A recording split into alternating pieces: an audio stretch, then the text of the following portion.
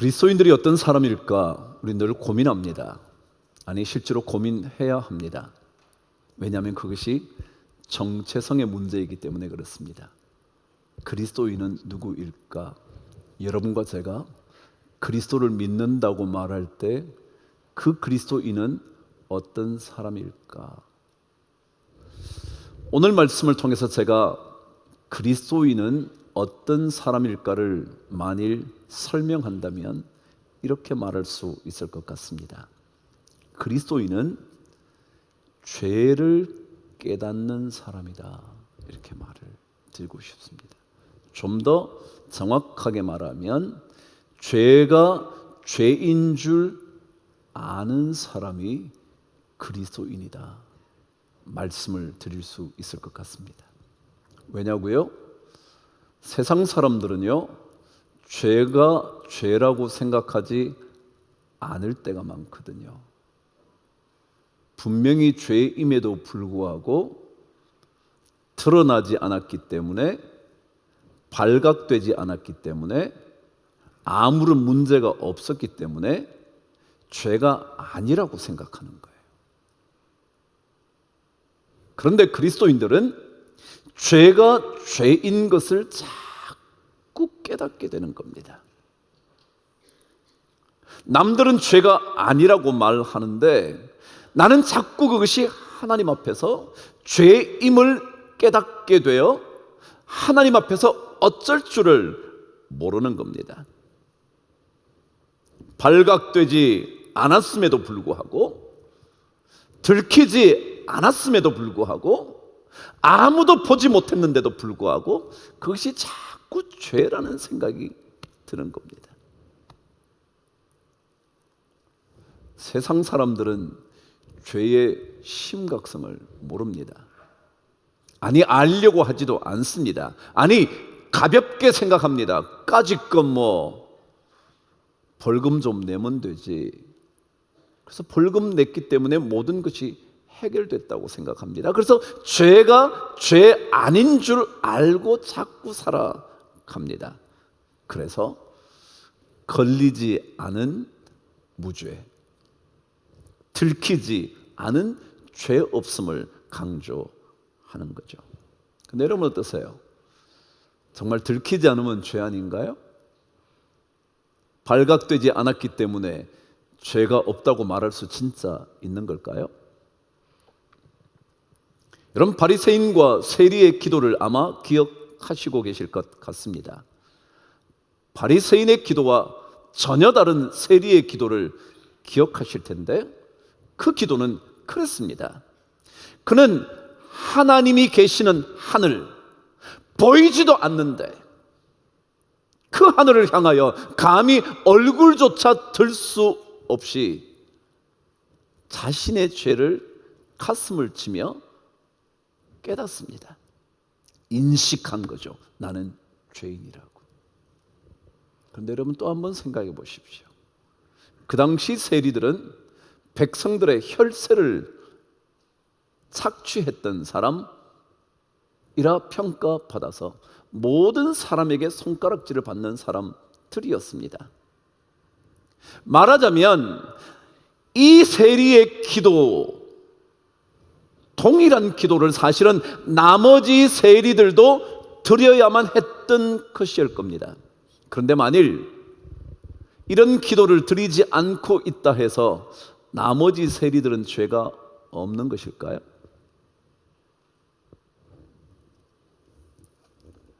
간음하다 현장에서 잡혀온 여인의 이야기 또한 여러분은 기억하고 계실 겁니다. 그런데 그 여인만 죄가 있는 걸까요? 현장에 걸려든 그 남자는 어디 간 걸까요? 현장에 끌려오지 않았기 때문에 그 남자는 죄가 없는 걸까요? 세상은 그렇게 말해요. 끌려 나온 여자는 돌에 맞아 죽어야 한다고요. 끌려오지도 않은 그 남자는 아무 문제 없는 거죠? 그래서 죄가 없는 걸까요? 세상은 그렇습니다. 그러나 그리스도인의 삶은 그렇지 않습니다. 그리스도인은 다른 존재가 아니라 죄를 인식하는 존재입니다. 죄가 죄인 줄 아는 것입니다. 심지어 그 죄가 내 삶을 무너뜨릴 수 있을 만큼 강력하다는 것을 인식하고 부끄러워 어쩔 줄 모르는 겁니다. 그래서 주님 앞에 무릎 꿇고 나가는 겁니다. 부끄러워서, 그냥 나갈 수가 없어서, 얼굴 들 수가 없어서. 그래서 더 겸손해지려 하고요, 그래서 더 교만해지지 않으려고 몸부림치는 거죠. 여러분, 부끄럽다는 말은요, 수치스럽다 그렇게 말합니다. 수치스럽다의 치자는요 어떻게 쓰여지는 거냐 하면 한자어로 귀이자에 마음심자가 붙습니다. 그게 치라고 읽습니다. 수치스럽다 그럴 때 부끄러울 치자입니다. 다시 말하면 수치스러움은 마음에서부터 일어나는 겁니다. 아, 그래, 내가 그러지 말았어야 했는데, 나 그렇게 살면 안 되는데, 나 그렇게 말했어도 안 됐었는데, 그 마음으로 자꾸 생각이 드는 겁니다. 그런데 왜 귀이자가 옆에 붙은 줄 아세요? 그것은요, 옛 사람도 그렇게 생각을 했답니다.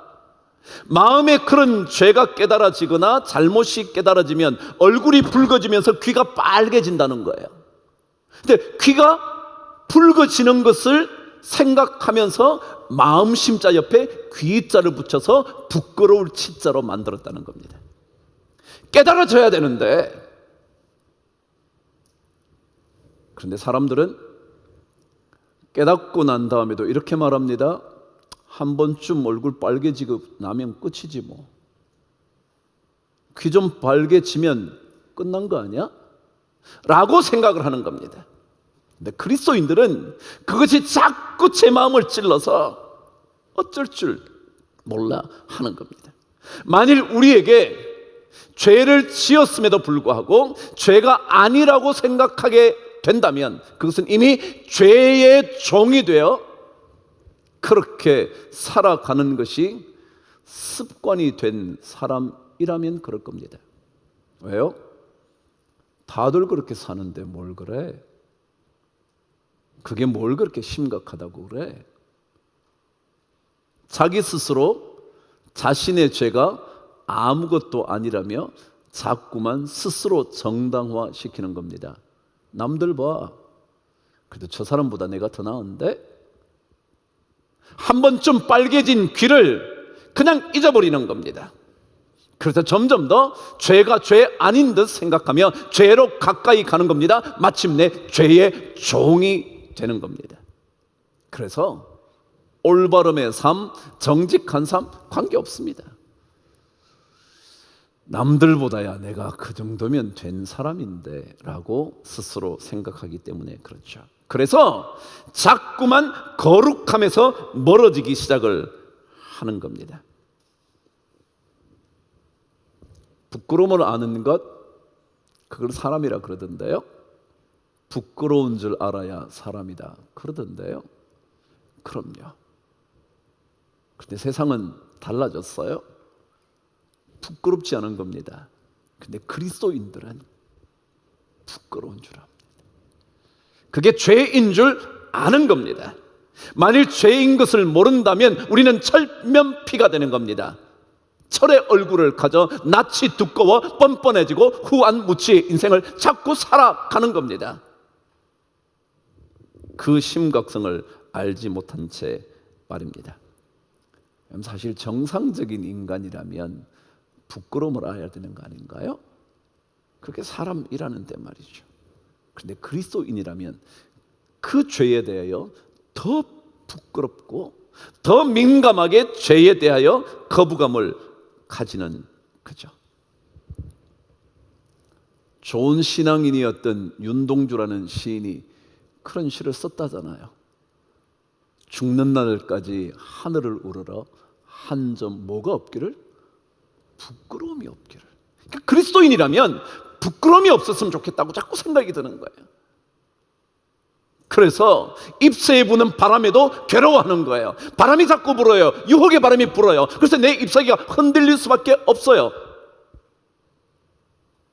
그 사실에 대해서도 죄를 범하지 않았지만 흔들리는 그 자체에 대해서도 자기는 괴로워하는 거예요. 그게 예수 믿는 사람이에요.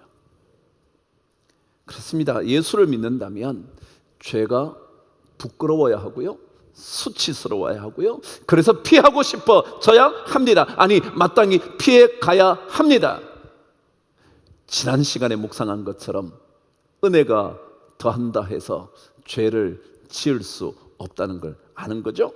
죄로부터 멀어지는 능력이 은혜라는 걸 아는 거라는 거예요. 모든 삶에는요, 자국이 남아요. 그 삶의 자국이 누군가에게 보여지는 겁니다. 근데 대부분의 사람들은요, 그런 생각 안 해요. 뭐 유명인들만 보여지겠지, 그렇게 생각해요. 맞아요. 여러분의 삶을 저는 전혀 몰라요. 여러분의 가정의 삶을 전혀 몰라요. 그런데요, 여러분의 삶의 자국은 반드시 누군가 보게 돼요. 가족이요, 자녀들이 반드시 보고요, 당신의 남편이든 당신의 아내이든 반드시 봐요. 삶의 자국을 본다고요. 그 자국을 가리켜 성경은 열매라 그래요. 삶이 걸어오다가 마침내 맺게 되는 그 무엇, 그 열매라는 거예요. 열매. 마치 싹이 나고 가지가 자라고 잎이 피어나다가 꽃이 만발하고 떨어지고 나면 맺히게 되는 열매. 살아온, 지나온 모든 삶의 자국 반드시 남는다. 자식들이 그 열매를 본다는 것입니다. 죄라는 것은요, 우리에게 부끄러움의 열매를 낳습니다. 부끄러운 겁니다. 자신도 부끄러울 뿐만 아니라 자녀들이 부모를 보며 부끄러워하는 겁니다. 그게 죄라는 겁니다. 그래서 그 부끄러움이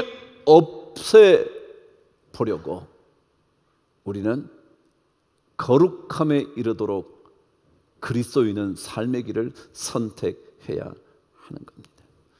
하나님께서 우리에게 주신 의를 경험하고 나면 우리는 자꾸 죄가 수치스러운 것이라는 것을 깨닫게 됩니다. 부끄러운 열매가 내 인생에 주렁주렁 달려 있다는 것을 자꾸 알게 됩니다. 그게 하나님의 은혜를 입으면 그렇다는 겁니다. 하나님의 은혜를, 하나님의 의를 경험하지 못하면 죄의 열매가 주렁주렁한데도 전혀 문제 삼지 않습니다. 나보다 더 맺고 있는 사람들이 있다는 거죠. 나는 그게 비하면 양반이라는 겁니다. 그게 우리 세상의 삶입니다. 그런데 사실은 오늘 성경은 이 부끄러움이라는 죄의 자국인, 죄의 결과인 이 열매, 부끄러움의 열매가 그것으로 그치지 않는다는데 죄의 심각성이 있다, 그 얘기입니다. 자, 죄를 지으면 우리 부끄럽다는 거예요. 근데 부끄럽지 않은 것, 가지고 라고 말하는 것이 이게 부끄러움 정도, 한번 귀가 붉어지고 말면 되는 그런 문제가 아니라 더 심각하다는 겁니다. 그게 오늘 저와 함께 21절 읽어 보실까요? 시작. 너희가 그때에 무슨 열매를 얻었느냐? 이제는 너희가 그 일을 부끄러워하나니 이는 그 마지막이 죽음이어서. 사람들은요, 죄에 대하여 심각하게 생각하지 않아요. 그 결과가 사망이라고 생각조차 하지 않아요. 그래서 오늘 성경 23절은 죄의 삭은 사망이다 그러는 겁니다. 여러분 한번 그냥 생각해 보시죠. 죄라는 게 뭘 그렇게 심각해? 그럴지 몰라요.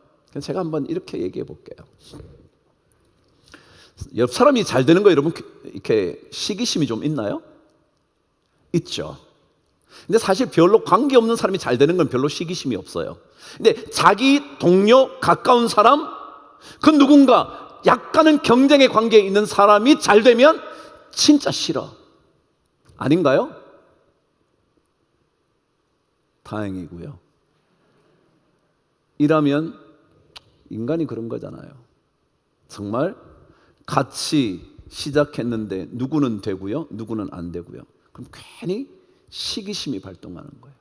그리고 원망심이 자꾸 생기는 거예요. 근데 이게 여러분 죄일까요, 아닐까요? 성경은 이것이 육신의 일, 죄의 일이라고 말해요. 근데 여러분 정말 이것이 심각할까요?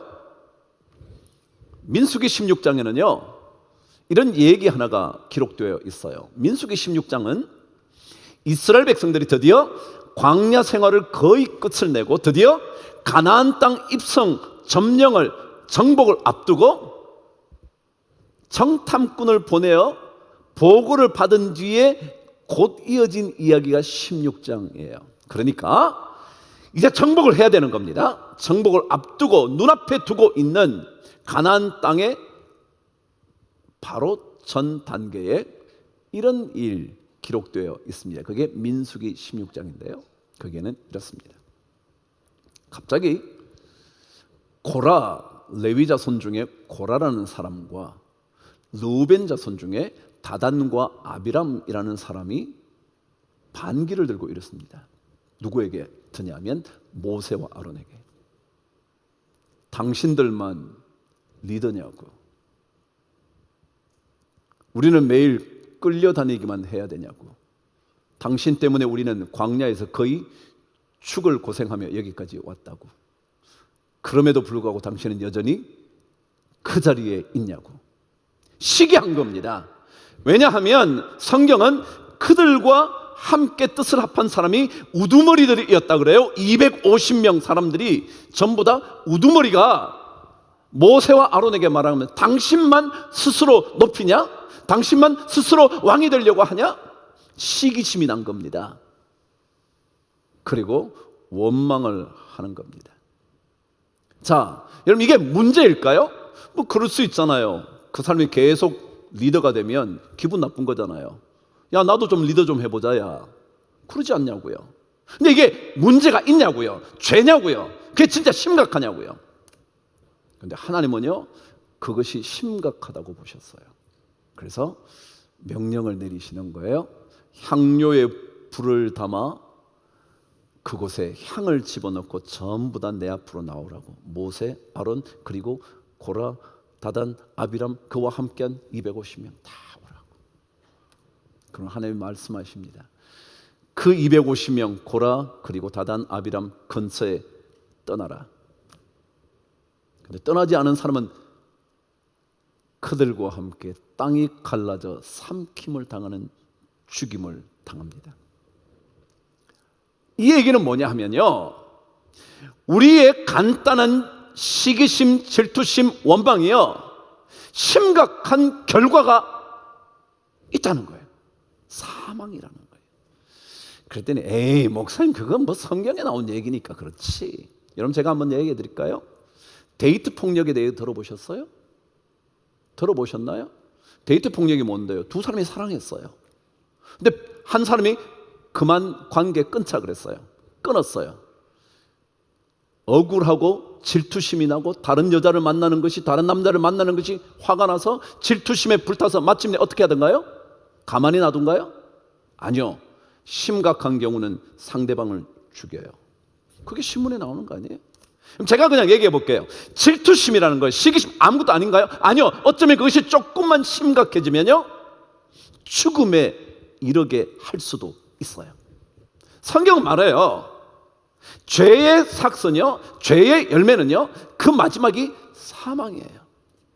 그래서 죄를 아무렇지도 않게 생각하면 안 된다는 거죠. 부끄러움의 인생, 이것은요 제가 부드럽게 하려고 적은 것뿐이지 진짜 사망으로 가게 되는 삶이 된다라는 거예요. 그래서 그리스도인들은 죄가 죄인 것을 깨닫고 그 죄의 문제를 해결하려고 하나님의 은혜, 하나님의 은사가 필요하다고 생각하고 주님 앞에 나가는 거예요. 그래서 우리에게는 하나님께 가까이 가는 게 중요해요. 하나님께 나아가지 않고는 우리는 죄를 죄라 생각하지 않아요. 죄의 심각성을 고민하지 않아요. 죄의 마지막 결과인 사망을 아무렇지도 않게 생각해요. 나에게는 안 올 거라 생각하는 거죠. 근데 그렇지 않아요. 반드시 와요. 그래서 그리스도인들은 하나님께 거룩함에 이르는 길로 나아가는 거죠. 성경 그래서 죄의 삭선 사망이요 하나님의 은사, 하나님의 선물, 하나님의 은혜는 그리스도 예수 안에 있는 영원한 생명이니라. 그리스도를 믿는 자에게는 영원한 생명의 약속이 있어요. 죽음이 아니에요. 땅이 갈라져 삼켜지는 일이 아니에요. 영원한 생명의 기쁨. 그래서 믿음은 하나님의 거둬주시는 선물로 인하여 영원한 생명을 얻게 되는 거죠. 예수를 만나야 해요. 예수를 만나야 죄로부터 멀어지려고 해요. 죄가 두려운 줄 알아요. 죄가 부끄러운 열매가 된다는 것도 알아요. 내 자식에게 그 열매가 어쩌면 전달된다고 두려워할 수 있어요. 그렇지 않으면 세상 사는 게 그렇지 뭐. 아니요, 그렇지 않아요. 그리스도인들은 그렇게 살 수 없어요. 여러분, 그래요. 이 세상의 삶은 우리에게 진짜 멋진 열매를 주지 않아요. 아무리 멋진 인생을 살아도요, 그것이 하나님을 떠나면 부끄러운 열매밖에 되지 않아요.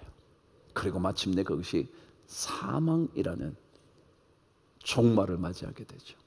그래서 우리 모든 인간에게 필요한 것은 하나님의 은사, 하나님의 은혜, 영원한 생명으로 이끄는 그 은혜가 필요한 거예요. 그래서 우리는 크게 매달려 살아야 돼요. 우리나라에 죽이라는 음식의 대표적인 기업이 있어요. 기억나시는 게 있나요? 이 본죽이요, 죽업계를 사로잡았어요. 전국에 1700여 개의 가맹점이 있대요. 여러분 1700개 별거 아닐 것 같죠? 전국에요 100개 이상 가맹점을 가지는 게 쉽지 않답니다. 그런데 1700개의 가맹점을 가진 이 죽 음식의 대표격인 그 기업의 최복이라는 대표가 이런 얘기를 했답니다. 1700개니까 더 기업을 늘려야 되겠죠? 누구나 그렇지 않겠어요? 그래서 혹시 어떤 비전이나 꿈이 있으신가요? 그렇게 물었다죠. 그때 그 최복이 대표가 신실한 하나님의 사람인데 이렇게 대답을 했다네요. 제게는 꿈이나 비전보다 더 중요한 게 있습니다. 그것은 바로 하나님께 붙어 있는 거죠. 하나님께 붙어 있는 거예요. 왜냐하면 하나님께 잘 붙어 있으면 하나님께서 다 이끌어 주시거든요.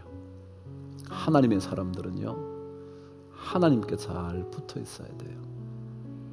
그렇지 않으면 우리는 순식간에 죄악에 빠져들 뿐만 아니라 죄악에 빠져 있어도 죄 아니라 생각하면서 우리는 부끄러운 열매를 자꾸 맺게 되거든요. 우리 모든 성도님들이 우리가 정말 주님의 은혜를 받아 죄에 대하여 민감해지면서 거룩함에 이르는 열매를 맺어가는 멋진 신앙인 되기를 주의 이름으로 축복합니다.